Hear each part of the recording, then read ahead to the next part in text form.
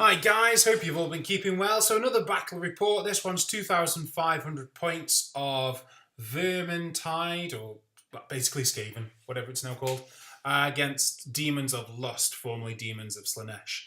I'll leave this on the screen for you for just a moment so you can have a quick glance at my opponent's army list, and then I'll let you have a look at mine.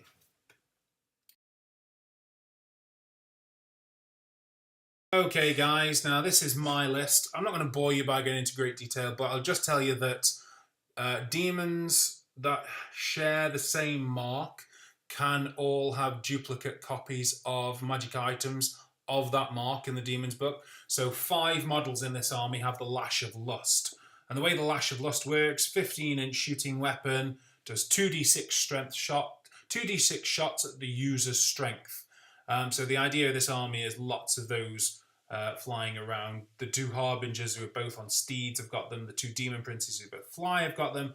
And the Shrine of Temptation is the big lush chariot that's got it as well. The mounted sirens with musicians are there to be elusive and flee and bait charges, and obviously the 2 Harbingers go in those units on their steed of lust, so people want to get them charged and get them out of the way is the idea. 2 big units of sirens, and the Shrine of Temptation gives them +1 to hit when it's in the same combat as them, so that's nice and juicy. The Demon Engine is actually there to block cannonballs on my Demon Princes, but that's not going to work against these Skaven because the Warp Lightning Cannon just goes straight through them. There you go, my army list. I'll just leave it there for you to have a quick glance at without my voice droning on.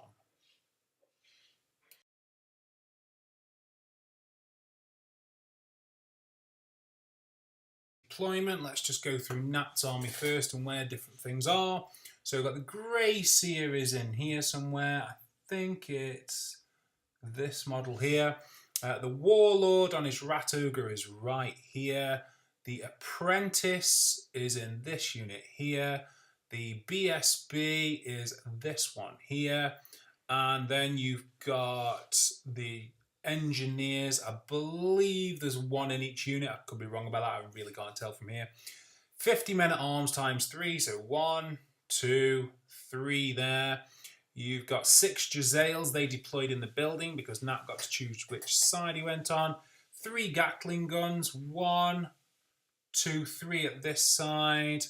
The Dreadmill is here. And then Nat's got 2 Warp Lightning Cannons. This one here. And he put 1 up here. He didn't have the model, so he used a Stone Troll instead. Oh, and when I was writing Nat's army list, he forgot to tell me about this unit here. This is Gutter Blades, the old Gutter Runners, more or less. And there are 2 units of 6 of those there and there. So that is Nat's deployment. So on to my deployment then. So I don't have 2 Demon Prince models, so I've used a Keeper of Secrets here as my general, but she is a Demon Prince. And then the other Demon Prince is here. So the idea with these 2 is that they both have the shadow spells, and they basically give each other flying moves, so they move around as a twosome. I've put the Demon Engine in front of them because I think, someone tell me if I get this wrong, but I think, although it doesn't protect them from the Warp Lightning Cannon, I do think it protects them from the Jezzails. I think it gives them soft cover because the models are the same size. If I got that wrong, please tell me. Unit of Sirens here. Now this looks like a Demon Engine. I don't have the model for the Shrine of Temptation. I'm going to buy it because it used to be rubbish. Now it's not. So this is a Shrine of Temptation. You can tell these 2 apart because this one is much brighter.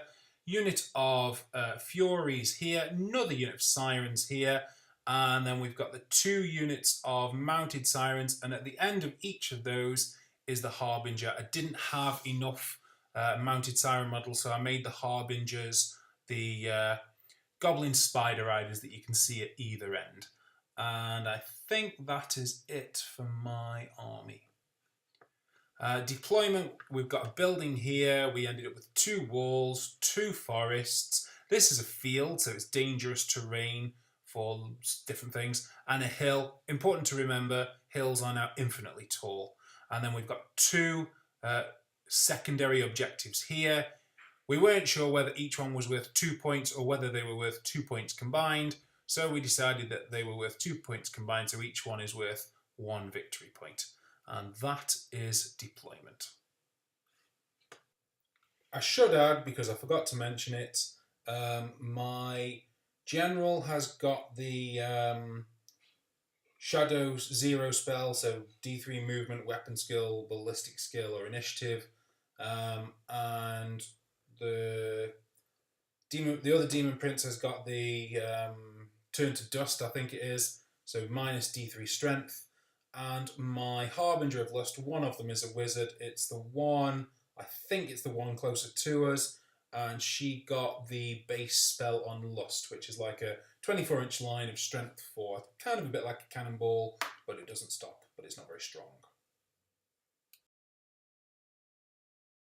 Game starts, quick vanguards from here to here and from here to here. So the two harbingers heading for this warp lightning cannon, hoping to take that out before it can do any damage to me.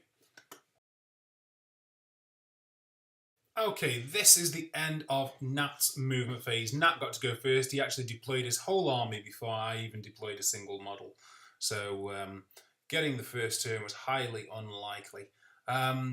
You can see we've forgotten the photograph because we've replaced things back and forgot to put these sirens here, but they should be there. Anyway, this is the end of Nat's movement. So the Doom, what's it called now? I'm going to call it the Doom Wheel.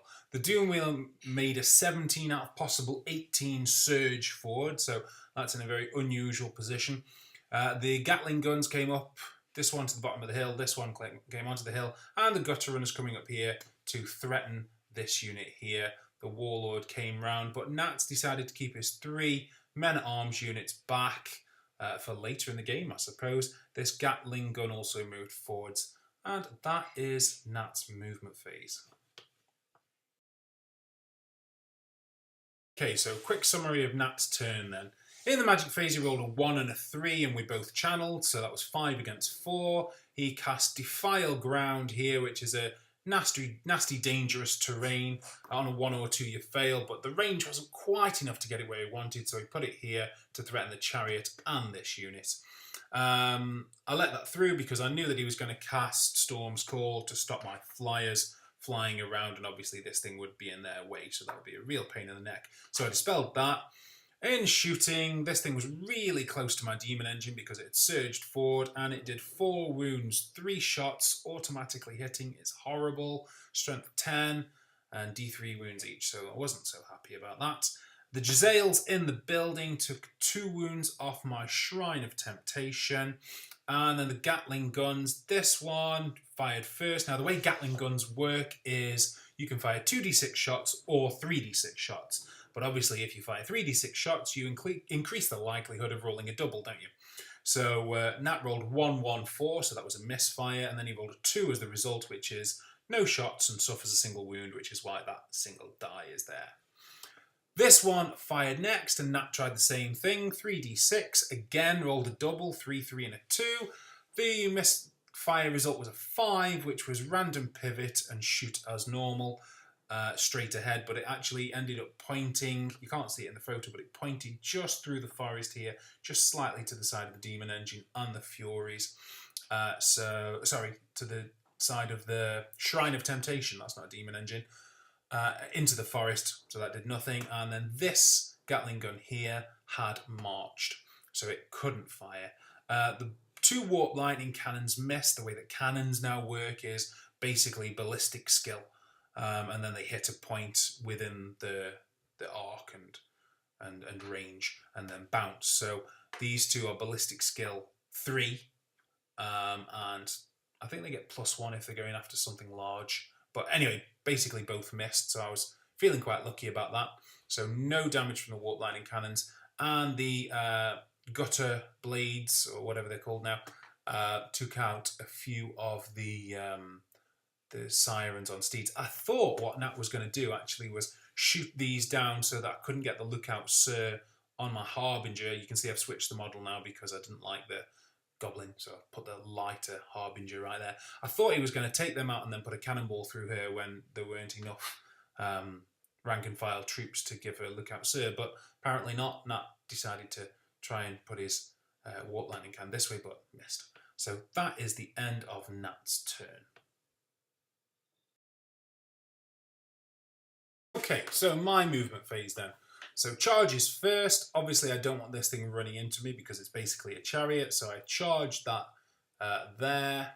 And over here, you will remember that I had the sirens in the two groups. I decided to charge the Harbinger out. I wanted her to get into combat with this thing, but to not kill it in one turn. So I'm hoping to do a couple of wounds this turn, beat it in its own turn, allowing me to reform and march this way. Only one model, the musician, was left from her unit, so that came around here. The other unit came across this way to do some whip cracking, first on this thing here, and it is in the arc of vision. You can't really tell from the photo, but it is. And then possibly here later on. March this unit up here into the middle. I'm hoping for this to team up with my chariot. I couldn't get past the defile ground and the forest. You can see the template's actually moved. It was here where this black die is. So what I did was I turned on the spot because I'm chariot, so I can, and went through the woods because that's a dangerous terrain on a 1. That's a dangerous terrain on a 1 or 2. The demon engine got stuck behind this big unit because it turned to charge this thing, so it ended up shuffling sideways. And the 2 demon princes flew out from the back of it and landed here. You may notice this one is out of the arc of sight of the warp lightning cannon. This one here has actually got the Veil of Shadows, which is a common demon item, so I can only have one of it in the army, but it gives her -1 when you're shooting at her and magic resistance 1. So 2 combats, 1 here, 1 up in the corner, hoping to get the lash here, and then I'm hoping to lash this one here and this one this way. I'm going to cast my shadow spell, and that will allow this model to make a 12-inch magical flying move here, is the plan. This is the end of my turn. What's happened? Well, in the magic phase, I rolled a 3 and a 1, same as Nat had done. And we both channeled, so again, that gave us 5/4. I got 1 shadow spell off here, which was the -3 movement, -D3 movement. It actually ended up only being -1 movement on this unit, but that allowed me to make that flying move from the attribute to get my demon prince up here for some nice close range shooting on this thing. I will mention, because I forgot to mention it before, 5 of these guys ended up taking this dangerous terrain from this defiled ground, but remarkably all 5 passed it. Who knew? So into shooting then. The demon prince only caused 1 wound on this warp lightning cannon. Ugh, so annoyed about that. This demon prince here shot across the side and killed the Gatling gun that was here. I had prioritised those Gatling guns because I think I was lucky in the first turn that Nat had so many misfires and a march over here earlier. They could be deadly. 24-inch range, 2d6 strength 4 shots. They're like my heralds, but with longer range. They're horrible. So the demon prince killed that Gatling gun there. The chariot prioritised this Gatling gun here and got 0 hits. What an idiot. And this herald here killed the Gatling gun that was at the top of the hill. So I've managed to take out 2 of the 3 Gatling guns, which is quite nice. And that was all of my shooting. Now in combat, we've got 2 combats going on. Up here in the corner, my siren embarrassingly missed every single hit. Just rolled 2s and 1s. But the steed, trusty steed, managed to cause a single wound. Well done, steed. And then steed and 1 wound. The crew failed their leadership test. Obviously, they're miles away from their leadership bubble. They broke. I decided not to pursue because I thought we were quite close to the table edge. They ran off the edge of the board. In fact, I think actually when they break, they die anyway because they're a war machine. So she reformed. Not ideal because now she's in line for a potential warp lightning cannon shot. But then I suppose if they're taking out her, then they're not taking out other stuff. So fair enough. And then the Doom... What's it called now? The Dread Mill. I keep on wanting to call it the Doom Wheel. The Dread Mill was beaten in combat. It fled through my Demon Prince, so it ended up here. Wasn't sure whether I would get soft cover for an intervening unit of a similar size. I'm not sure whether it counts as large or not, because this does count as large. I don't think so, but if you have any thoughts on that, then say so. And that was the end of my turn 1.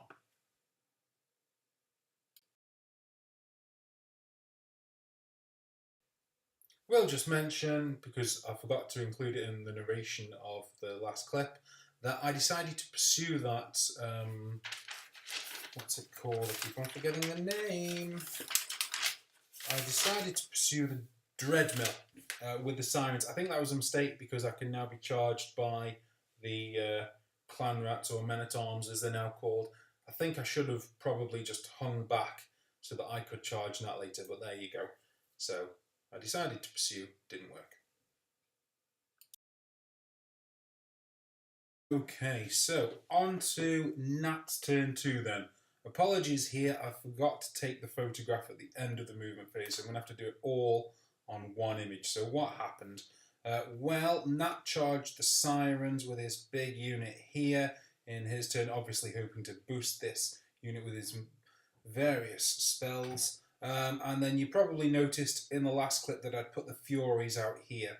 What I was thinking there was I wanted to get the chariot into lashing range of the Gatling gun here. So that was 15 inches, but that necessitated risking getting hit by the warlord on the rat ogre.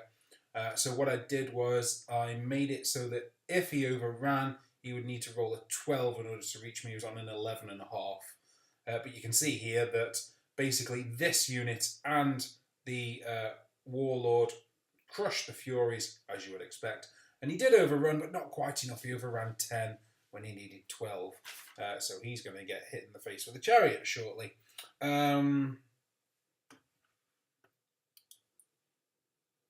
Elsewhere in the turn, Nat's magic phase, he rolled a 4 and a 3, and he channeled, and I didn't.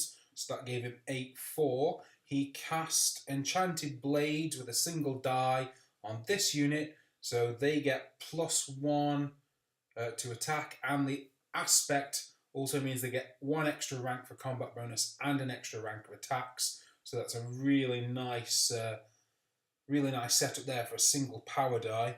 Nat cast the Bell Tolls, which is the poisoned attack per model on this unit here. You can see he's put a sizable dent in this unit here in his magic phase. He killed 12. I did the maths, he should have been killed 8, but there you go. He then cast Feed the Swarm. Obviously, he was hoping for that on this unit here, but I did see that coming because Feed the Swarm means that every rank can make support attacks. There was no way I was going to let that through, which is why the other 2 did get through. I was saving my 4 dispel dice, but then he didn't actually cast it, didn't go off.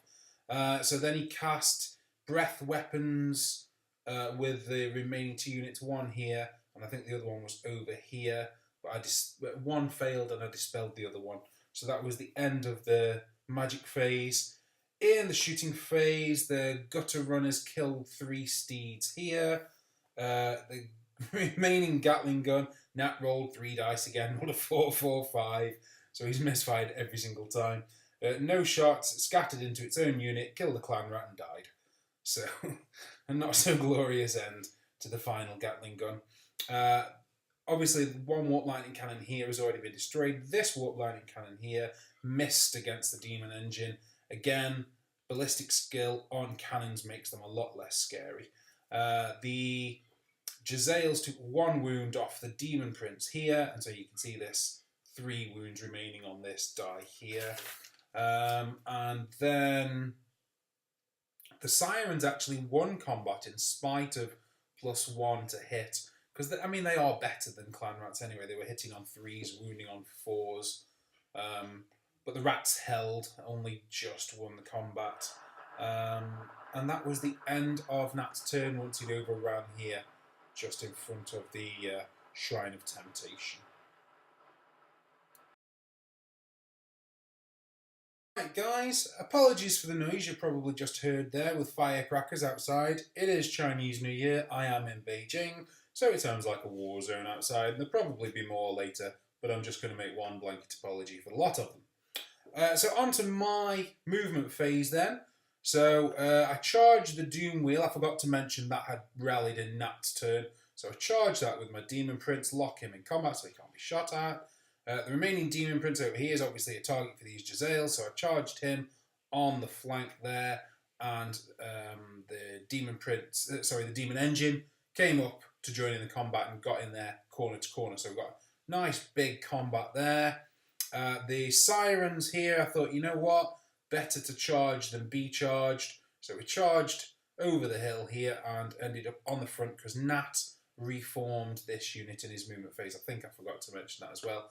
And the Chariots charged the Warlord here, who is in a world of trouble because he's going to take 2d6 plus 1, strength 5 hits.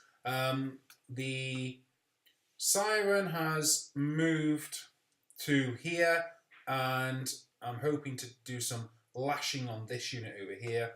And the Musician Siren, the Harbinger has moved, hoping to do a bit of lashing over here. And the Siren Steed has come to here, just in case I manage to cause this unit to flee, because if I do, it will have to go over me, and because it's so long, it will end up being off the board to do that. So that's the end of my movement phase.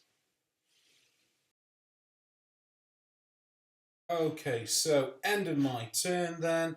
I got a 3 and a 1 in the magic phase, and I channeled, so it's 5-3.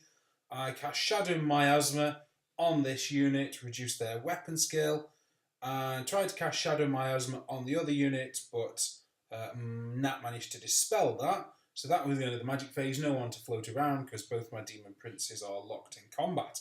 The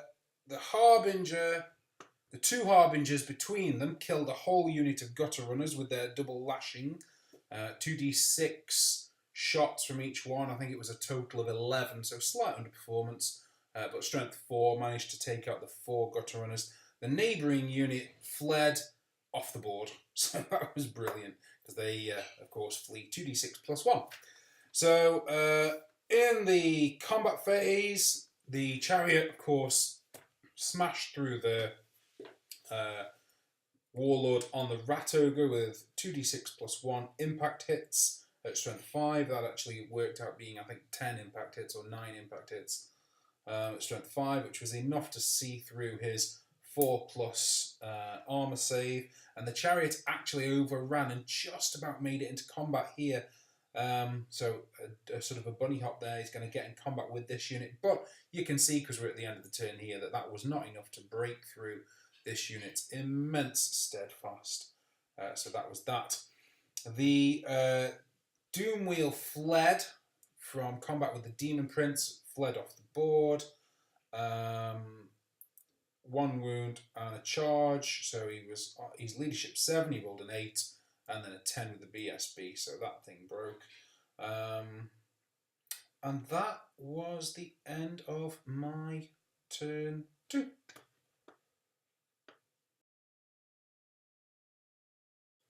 So, on to Nat's turn 3 then. I think actually we made a mistake when we were taking the photographs off, because the Gutter Runners broke, ended up at the board edge here, and then fled off in Nat's turn. I think we put models back, but because we forgot to take a photo, put models back, but made a mistake. But anyway, it doesn't make any difference because the end result was the same. So Nat basically had no movement phase, so this photograph is actually the end of Nat's turn, because all he did was flee off. I did ask Nat why he didn't charge this unit into the Chariot, and he said his Grey Seer was in there, and he didn't want me to be able to direct all the attacks at the Grey Seer, which I thought made sense. So what happened in this turn? Nat, don't know why I wrote it this way round, but Nat, I've got here shooting before magic. Maybe we did it in the wrong order accidentally. Anyway, Nat's Jezzails took out the solo steed here, which is fair enough. He rolled a 5 and a 5, and he channeled, I didn't, so 11-5 on the magic. He rolled +1 to hit on this unit here, with a 5 and a 6, and I thought, you know what, I'm not even going to try and stop that because it's 5 and 6. And then he cast his breath weapons on the 2 units in combat. And I did not fancy taking 2d6 strength 4 hits on toughness 3 units. So I dispelled both of those, which used up all my dice. That left us with 5 against 0.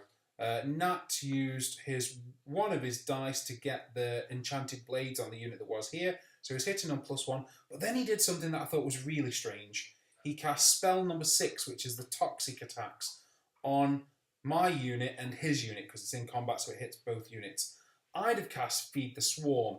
We figured out he had like 5.5 ranks left, and what that would have meant was that, well, I'd have probably killed about 8 or 9 before he got to use them because of the initiative steps. But he'd have still got 9 extra attacks. But anyway, what he did was he threw the toxic spell into this combat, hoping to do as much damage to me as he did to himself, but it didn't work. And I didn't think it would have worked because I had a ward save and he didn't. Because, of course, that toxic attack is armor piercing 6, so it took away his armor, but not my ward. Anyway, upshot of it was he got a miscast with 2 6s, a 2 and a 3, and he killed 7 sirens with the toxic attacks, but 15 rats. And the Grey Seer miscast got a 9, so the Grey Seer took a wound himself. Then in the following combat, just over here, the Chariot killed 6 rats. The Champion caused a wound on the Engineer. The unit killed 4 rats. So I won combat. He killed a few back, but he passed on his Steadfast on the second go. These clan rats have got a shield, which is really nifty actually, because now the parry save rule is that if you've got a shield and a hand weapon, then on the front you can't be hit on better than a 4, which annoyed me a little bit because this Chariot gave this unit +1 to hit. They were already on 3s, so they should have been hitting on 2s, but because of the parry rule, ended up hitting on 4s. So anyway, that all held there. And the Demon Prince, the Demon Engine, and what remained of this Siren unit wiped out the remaining rats here and reformed. Over here, the Demon Prince, embarrassingly again, only caused 1 wound on the Warp Lightning Cannon, which passed its leadership test. So this guy...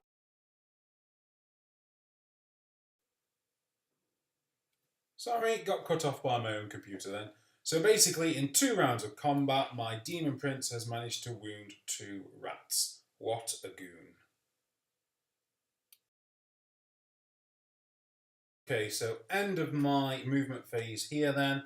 So at the end, I'd reformed at the end of the last combat, and my Sirens made it into combat here on the corner, and of course the Demon Prince did as well, so maximise those to get into combat there. Didn't want to send the Demon Prince after the Jezzails because he's only got 1 wound left. He did take some wounds from pot shots from rats and then Jezzail shooting earlier. So I was a little bit worried about him, so I thought I'll just send him in here rather than sending him in against the Jezzails, because if he doesn't kill them, then he'll bounce off and then they could get shot. I'd rather him be in combat. So I charged the Jezzails with the Demon Engine over here. And I took the fast cavalry, and I thought, you know what, I'm just going to go and hide behind a hill in case, something silly happens. Maybe those Jezzails might end up pushing back the Demon Engine, taking pot shots or something at them. This thing, of course, is infinitely tall, so better to just leave them there where they're safe. Probably overthought that, bit of overkill there with the strategy, but didn't matter. Okay, end of my turn. So I got 7 on the magic phase. Nobody channeled, 5 and a 2. I got a miscast with 1 of my shadow spells, reducing some weapon skill here, and Nat dispelled the other one. So with the miscast, I took 1 wound on my Demon Prince. And the Demon Prince finally killed the Warp Lightning Cannon after only 3 turns of combat. Brilliant, well done, genius. The Jezzails were pushed out of the building by the Demon Engine, which killed 4 of them remarkably, which is not bad for something that's only weapon skill 3. The Demon Prince and the Sirens punched through this unit because, of course, I had it disrupted on the flank. Don't know why there are only 4 models. Oh, there you go. There's two ranks and then 4 models there. That's why. So managed to disrupt that. It fled. And so overran. This unit didn't make it into combat, but the Demon Prince did, so he gets to fight in 2 combats. He did 3 wounds on the... I think it was BSB died previously, yeah. So he did 3 wounds on the unit. The Chariot did 5 wounds on the unit. The Sirens did 3 wounds on the unit. 2 wounds on the Sirens from the Rats, and a couple of wounds from Thunderstomp. But the unit passed its leadership test because, of course, he's not worth 2 ranks, so he doesn't remove Steadfast. And the Sirens didn't have sufficient ranks to do so. So that was the end of my turn 3. So into Nat's turn 4 then. You can see I've changed the angle of the shot just to illustrate what had gone on with the Jezzails here that had been pushed out of the building. This is actually from the end of the turn because Nat did no movement. So he caused 1 wound on the Demon Prince from the Jezzails. We said we weren't sure, but we said the Jezzails got pushed out. They weren't fleeing. That meant they could shoot. So he did 1 more wound on the Demon Prince here. Then in combat, the unit here was wiped out, leaving just the character who managed to actually pop a shot back and take out the Demon Prince. So Nat claimed a moral victory there. No magic, of course, because the Seer had been in the unit that was previously here. So the Seer was already dead. So the character fled, but was caught. And that just left Nat with the Jezzails here in the corner. Okay, so end of my turn here. I just put it all in 1 photograph. Didn't need to move. You can see the Sirens had charged down the Rat character at the what was he, an engineer or something, at the end of last turn. So I decided to end it all with a crack of the whip here because that seems poetically justified against these Jezzails, because this army was partly about seeing whether the 5 whips worked. Did it all work? Well, I think the steeds, the fast cavalry steeds, could have ended up being in a lot more trouble than they did. It only takes killing 1 of them to make the character vulnerable to War Machine fire. So I wonder whether to put those 2 units together and just make a bigger unit to give those Harbingers lookout saves. Do the whips work? I think they do. They took out all those Gatling guns earlier in the game. They could have been deadly. They took out the gutter blades that were on the hill.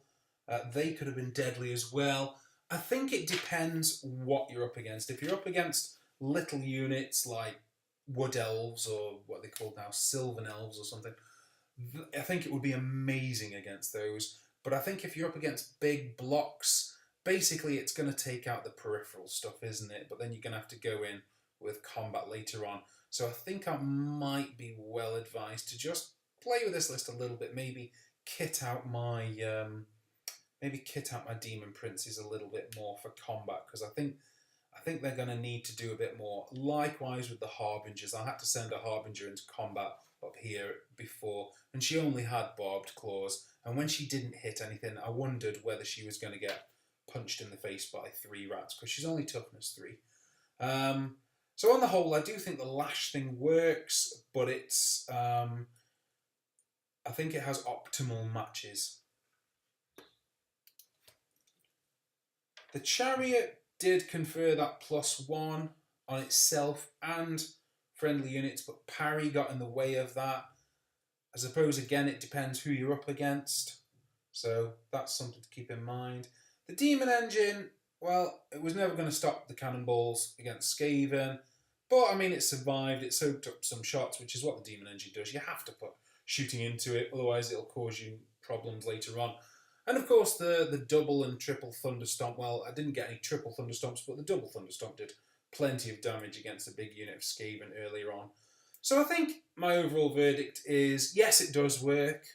It takes out, the lashes are worth keeping, but take out the peripheral stuff. I think I need to play with those fast cavalry units just to make the Harbingers a bit more secure.